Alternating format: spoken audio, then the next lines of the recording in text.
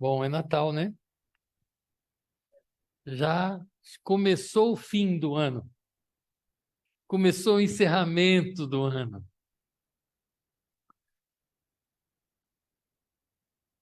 Irmãos, eu estou com dificuldade para pregar hoje, mas eu vou pregar. Depois que eu pregar, eu falo para vocês, porque nada vai me impedir de transmitir a palavra de Deus.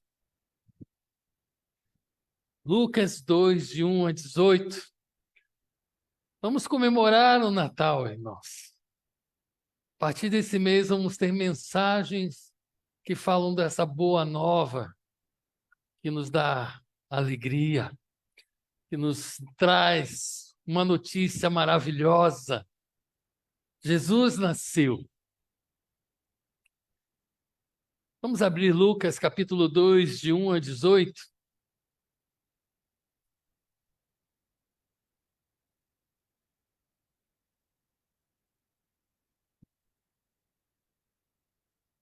Lucas 2,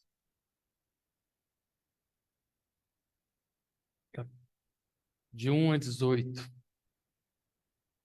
Naqueles dias foi publicado um decreto de César Augusto, convocando toda a população do império para recensear-se. O primeiro recenseamento, foi feito quando Quirino era governador da Síria. Todos iam alistar-se, cada um à sua própria cidade. José também subiu da Galiléia, da cidade de Nazaré, para a Judéia, cidade de Davi, chamada Belém, por ser ele da casa e família de Davi, a fim de se alistar-se com Maria, sua esposa, que estava grávida. Estando eles ali, aconteceu completarem-se os dias, e ela deu à luz a seu filho primogênito, e enfaixou-o e deitou numa manjedoura, porque não havia lugar para eles na hospedaria. Havia naquela mesma região pastores que viviam no campo e guardavam o seu rebanho durante as vigílias da noite. E um anjo do Senhor desceu aonde eles estavam, e a glória do Senhor brilhou ao redor deles, e ficaram tomados de grande temor. O anjo, porém, lhes disse: Não temais, eis que vos trago boas novas de grande alegria, que será para todo o povo. É que hoje vos nasceu na cidade de Davi o Salvador, que é Cristo o Senhor. Isso vos servirá de sinal. Encontrareis uma criança envolta em faixas e deitada numa manjedoura. E subitamente apareceu com o anjo uma multidão de milícias celestiais, louvando a Deus e dizendo: Glória a Deus nas maiores alturas, paz na terra entre os homens, a quem ele quer bem. E ausentando-se deles os anjos para o céu, diziam os pastores uns aos outros: Vamos até Belém e vejamos os acontecimentos que o Senhor nos deu a acontecer. Foram apressadamente e acharam Maria e José e a criança deitada na manjedoura.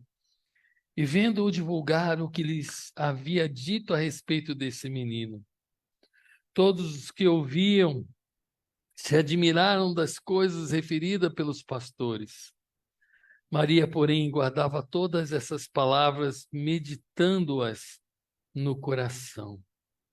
Voltaram então os pastores, glorificando e louvando a Deus por tudo o que tinham ouvido e visto, como lhe fora anunciado. Eis que vos trago novas de grande alegria.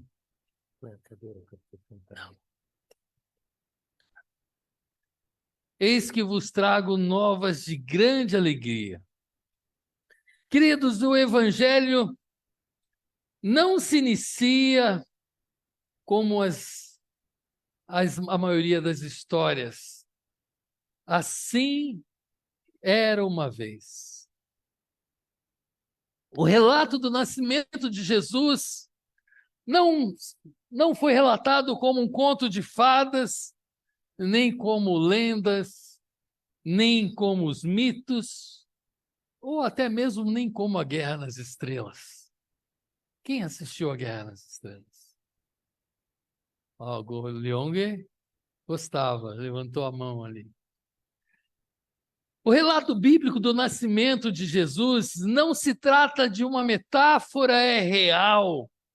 E tudo isso aconteceu. Eis a razão pela qual isso é tão importante. Eis que vos trago boas novas de grande alegria. A mensagem revelada não é um conselho para os homens. A mensagem revelada do que você deve fazer são novas, são um relato do que já foi feito. O conselho o incentiva a fazer algo acontecer. As novas incentivam a reconhecer algo que já aconteceu. O conselho diz que cabe a você agir. As novas dizem o que outra pessoa agiu por você. Consegue perceber a diferença? O conselho, por exemplo, ele diz para você qual o caminho que você deve seguir. As boas novas dizem que não. Alguém já fez, já trilhou o caminho por você. Suponhamos que um exército invasor avance sobre uma cidade e ela precisa de conselheiros militares, necessitam de que alguém diga onde os bastiões e as trincheiras devem ficar, onde os atiradores devem ficar, para onde os tanques e a hora que os tanques devem ir. Todavia, se um grande rei interceptou e derrotou o exército invasor, do que a cidade precisa? Não precisa mais de conselheiros militares, mas precisa de alguém que dê essas boas novas. Mensageiros, queridos, no grego é ângelos, anjos. Mensageiros dizem o que devemos fazer, ou melhor, mensageiros não dizem o que devemos fazer, mas em vez disso anuncia e traz notícia. E nesse caso, os anjos trazem uma notícia de grande alegria. Em outras palavras, parem de fugir, essa é a mensagem. Parem de construir fortificações, parem de tentar se salvar. O rei já os salvou. Algo foi feito por você. Obrigado. Não, vamos lá. É o vento que está levando. Se cair, pode deixar, porque não pode fugir essa aqui, tá? Essa aqui já foi.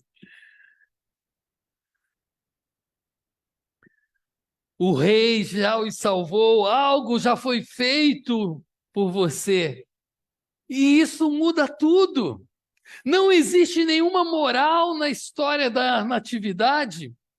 Os pastores, os pais de Jesus, José e Maria, os magos não são apresentados, acima de tudo, como exemplo para nós. Nessa narrativa dos evangelhos, não estão lhe dizendo o que deveríamos fazer, mas o que Deus já fez por nós. Quando lemos esse texto, a gente não olha para tirar lições do comportamento dos pastores, a gente não deve olhar para aprender com o que os pastores fizeram ou o que Maria e José fizeram. Até porque o texto diz que Maria guardava tudo em silêncio no seu coração. Ela não fez nada. Ela apenas deu à luz.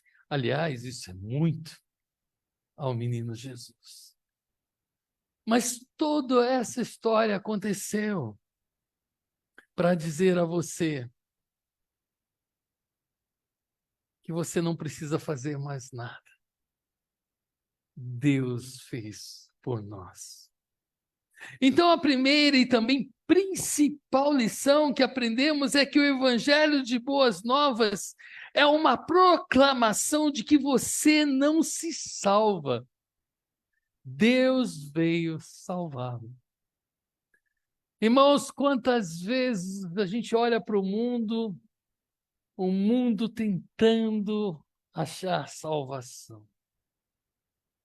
O mundo tentando merecer a vida eterna. O mundo tentando, se esforçando para ser merecedor, para cumprir ou realizar algo que possa justificar os seus pecados. Mas diante da santidade de Deus, a Bíblia diz que nenhum homem, nenhum sequer, foi achado justo o suficiente para se salvar. Por isso Deus deu essa boa nova, por isso Deus mandou o seu anjo, mandou aquele mensageiro, mandou aquele coral para dizer que ele já venceu a batalha por você. Ele já fez por você. Não é o seu modo de viver que vai te salvar, mas vai ser o receber o presente de Deus, porque Ele fez tudo o que precisava fazer por você. Em Gálatas 1, 3-5 diz: graça a vós da parte e paz da parte de Deus, nosso Pai, e do Senhor Jesus Cristo, a qual se deu a si mesmo por nossos pecados, para nos livrar do presente século mau, segundo a vontade de nosso Deus, Pai, a quem seja a glória para todos sempre. Amém. A qual se deu a si mesmo por nossos pecados, para nos livrar do presente mal. Ele já fez por você. Ele nos livrou. 1 Timóteo 2, 5 e 6 diz: porquanto há só Deus, e um só Deus, e um só mediador entre Deus e os homens, Cristo Jesus, homem, o qual a si mesmo se deu em resgate por todos, testemunho que se deve prestar em tempos oportunos. Ele se deu em resgate. Irmãos, que fique claro que a mensagem de boas novas é o maior presente que já recebemos. Porque ele já pagou o preço do seu pecado. Não é a sua vida de santidade que vai levar você para o céu. Vida de santidade é uma consequência quando tentamos viver em obediência. E aí a palavra diz, tentamos viver. Porque não é fácil. Porque é difícil. Porque a nossa carne milita contra o sangue, e o sangue milita contra a carne. Então não é a minha vida de santidade que vai me levar a Deus, mas sim o que Cristo fez por nós. Em João 4,10 diz, nisso consiste o amor, não em que nós tenhamos amados a Deus, mas que Ele nos amou e enviou o seu Filho como propiciação. Propiciação na Bíblia antiga, hein, Renato? Agora, toda vez que eu leio uma palavra assim, eu lembro de você. Mas como sacrifício, como substituição pelos nossos pecados. Jesus nos amou, não foi eu e você que amou Ele, e aí tentamos nos fazer merecedores. Ele nos amou primeiro, e Ele se ofereceu como sacrifício por nossos pecados. A segunda lição desse texto é que Deus cumpre as suas promessas. Quando o anjo do Senhor desceu para dar as boas novas, Deus estava cumprindo a sua promessa. Você já viu alguém prometer algo e não cumprir? Claro que você já viu. Aliás, acho que até você já prometeu e não cumpriu. Ou não? Eu, pelo menos, já disse. Ano que vem vai ser diferente. E não foi diferente.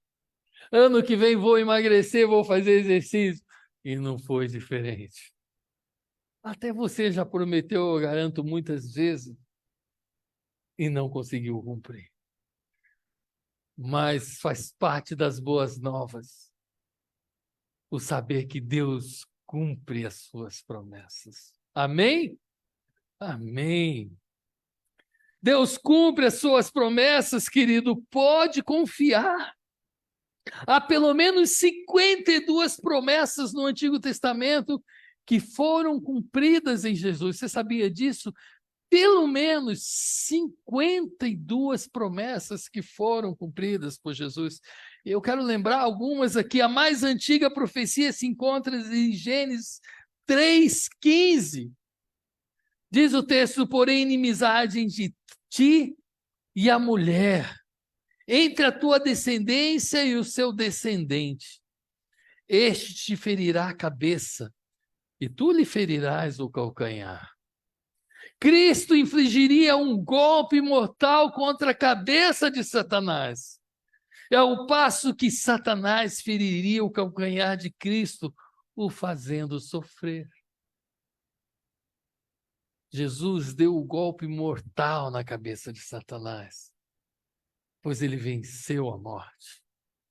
Mas Satanás fez ele sofrer. E não foi pouco.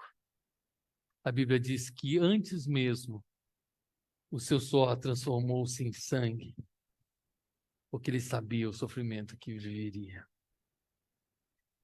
A Bíblia também nos diz no Velho Testamento que o Messias sairia da casa de Davi. E realmente, quando você vê a genealogia de Jesus lá em Mateus, nós vemos o cumprimento da promessa.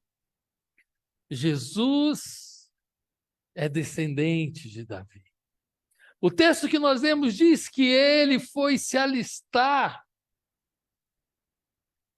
em Belém, porque o grande César Augusto Imperador decretou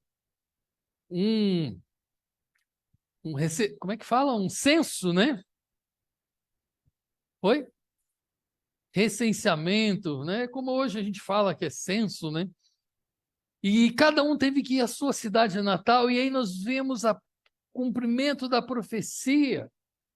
E o interessante, quando você lê a genealogia de Jesus, nós vemos ali 5 mulheres. Olha que interessante, sabia que o judeu não contava as mulheres. Olha que maravilha como Jesus já muda, já quebra o paradigma, e ele cita que a sua descendência vieram de 5 mulheres, ao qual 2, inclusive, uma delas não era nem judia, e a outra casou com um judeu, teve filho com um judeu, e a outra era uma prostituta. Olha Jesus quebrando paradigmas. Pois é. Se você ler algum dos livros do Antônio Renato Gusto, ele vai mostrar isso para você. Jesus quebrando paradigmas, a sua promessa é cumprida. Também o local, Jesus fala do local, a Bíblia, o Velho Testamento fala exatamente do local onde o Messias nasceria e foi cumprido. Também vemos no Velho Testamento o nascimento virginal. Uma virgem dará à luz, Isaías 7,14. Portanto, o Senhor mesmo vos dará um sinal, eis que a virgem conceberá e dará à luz um filho, e lhe chamarás Emanuel. o nascimento virginal, a promessa foi cumprida. A profecia foi cumprida. Segundo Isaías 42 e Malaquias 3:1, Messias teria que ser precedido por um arauto, alguém que anunciasse a sua vinda. E assim aconteceu através de João Batista. E você conhece essa história muito bem. Também no Velho Testamento diz que nenhum osso do cordeiro poderia ser quebrado, Êxodo 2:46. Aqui é uma referência ao cordeiro pascual. Você lembra lá quando os judeus estavam lutando com Faraó para ter a liberdade? A última praga, Deus ordena que um cordeiro seja morto, um cordeiro perfeito, sem mancha, o melhor. Mas ele não poderia ter os seus ossos quebrados. E quando Jesus foi crucificado, era costume quebrar os ossos para que eles morressem logo com o peso do corpo, de cãibras, e não, no dia seguinte, um dia sagrado, o sábado, eles não estivessem ali expostos. Mas a Bíblia fala que quando eles foram a Jesus, ele já estava morto. E a promessa foi cumprida. Nenhum osso do cordeiro foi quebrado. Também vimos o sepultamento de Jesus em Isaías 53:9. O sepultamento dele seria como o dos ricos. Diz lá, depois você pode conferir na sua Bíblia, Isaías 53:9. E nós vemos José de Arimateia, um homem rico, pedindo autorização para sepultar o corpo de Jesus em um túmulo totalmente novo, de um homem que era rico. O rei viria montado num jumentinho, Zacarias 9:9. O Messias haveria de ser crucificado, Zacarias 2:10, Isaías 53:5. Meus queridos, é claro que Deus cumpre suas promessas. Então, por que não se entregar a Ele? Então, por que, se Ele já pagou o preço, se você já foi comprado pelo seu sangue, se Ele fez tudo por você, e se Ele é fiel e justo para cumprir as suas promessas, por que nos relutamos?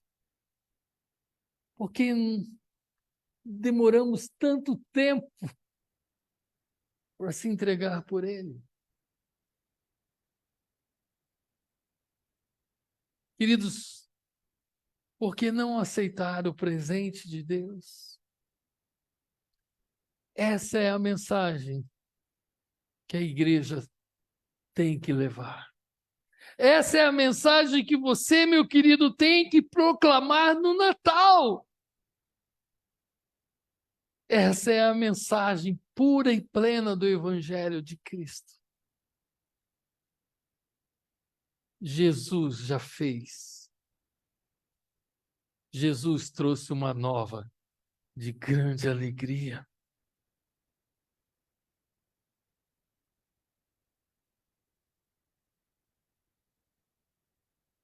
E o que nós temos levado?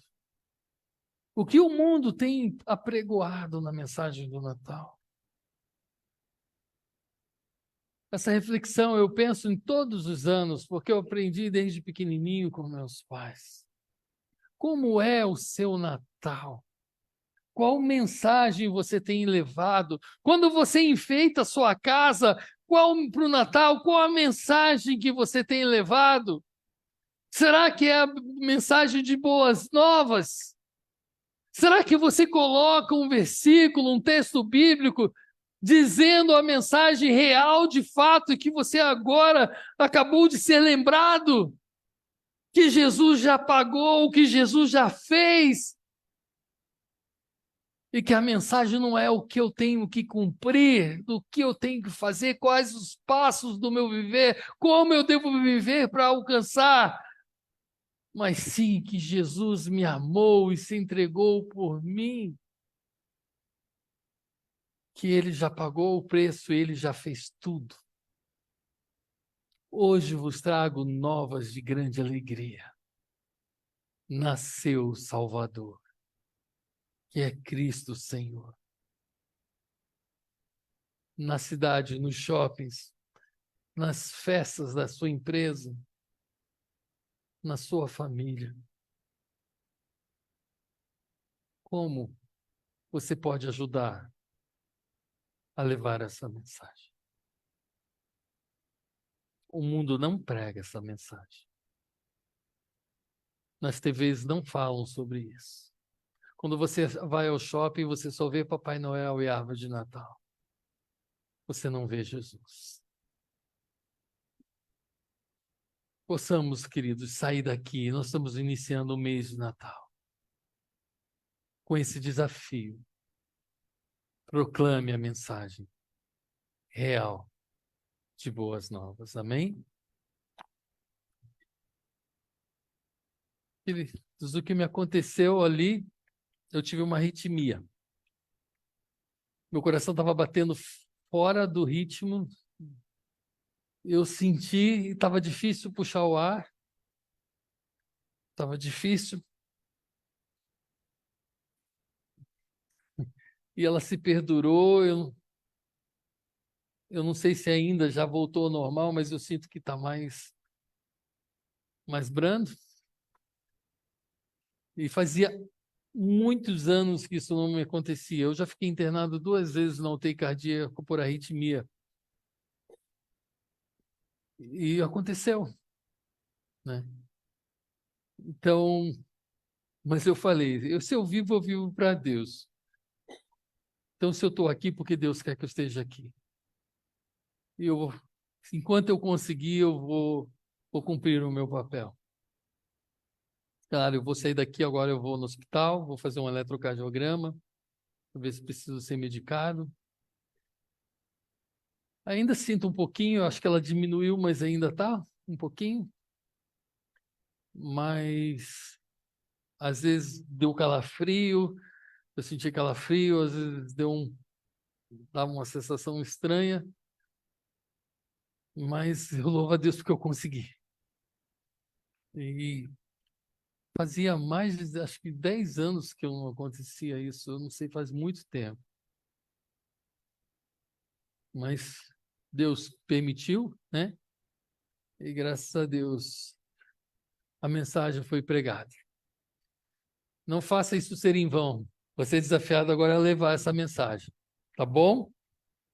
Leva essa mensagem. Põe na sua casa, eu vou pôr na minha, vou mandar fazer, vou colocar um cartaz na minha casa depois disso, na minha rua. Porque não foi à toa que Deus permitiu isso. Nós precisamos fazer diferença. O Natal verdadeiro depende da igreja de Cristo, de ser apregoado. Amém?